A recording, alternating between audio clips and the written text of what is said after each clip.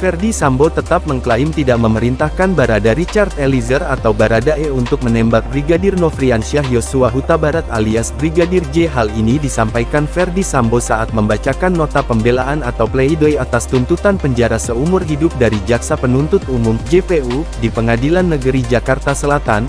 Dalam nota pembelaannya, Ferdy Sambo masih kukuh menyebut perintah, hajar, bukan, tembak, Brigadir J. Pengakuan itu disampaikan Ferdy Sambo saat menjelaskan momen ketika melintasi rumah dinas Duren 3 dan melihat Brigadir J di depan rumah. Seketika itu, kemarahan Ferdy Sambo meluap atas pelecehan yang diduga dialami Putri Chandrawati. Segera saya perintahkan ADC dan sopir menghentikan mobil yang saya tumpangi, masuk ke dalam rumah dan meminta Kuat Maruf yang kebetulan berada di sana untuk memanggil Ricky dan Yosua agar menemui saya, ujar Ferdy Sambo. Ferdy Sambo mengakui sedang dalam kondisi amarah yang memuncak saat mengonfirmasi kepada Brigadir J atas tindakan pelecehan. Namun Yosua menjawab dengan lancang, kurang ajar bagaimana komandan. Seolah tidak ada satu apapun yang terjadi, kesabaran dan akal pikiran saya pupus, entah apa yang ada di benak saya saat itu, ucap Ferdy Sambo. Ferdy Sambo lalu menyatakan bahwa kalimat yang diucapkan kepada Baradae adalah, hajar. Namun seketika itu juga terlontar dari mulut saya, hajar Cat, kamu hajar Cat. Richard lantas mengokang senjatanya dan menembak beberapa kali ke arah Yosua. Peluru Richard menembus tubuhnya, kemudian menyebabkan Yosua jatuh dan meninggal dunia, kata Ferdy Sambo. Namun, hal ini berbeda dengan keterangan Baradae yang mengaku saat itu perintahnya adalah, tembak Cat. Ferdy Sambo mengaku sempat coba hentikan Baradae saat melihat Baradae memberondongkan peluru ke tubuh Brigadir J. Ferdy Sambo mengaku langsung meminta Baradae menyetop tembakannya.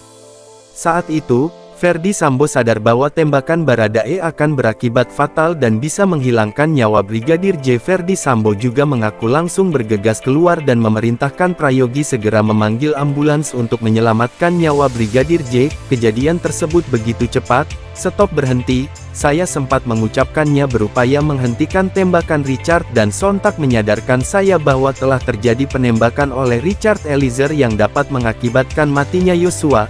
Lantas saya segera keluar memerintahkan Prayogi untuk segera memanggil ambulans sebagai upaya memberikan pertolongan bagi almarhum Yosua. Melihat keadaan tersebut, Ferdy Sambo lalu menggunakan imajinasi dan pengalamannya sebagai penyidik untuk merekayasa situasi dengan cerita yang masuk akal.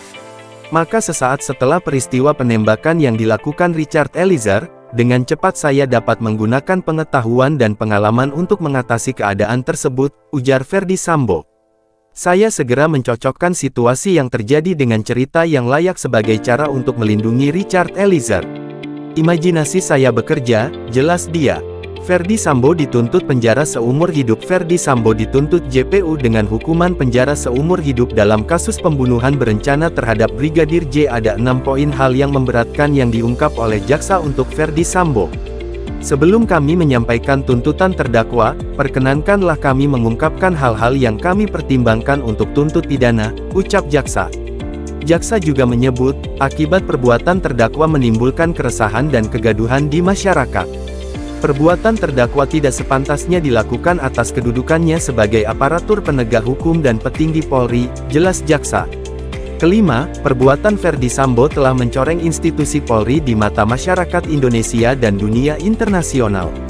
Keenam, perbuatan terdakwa membuat anggota Polri lainnya ikut terlibat.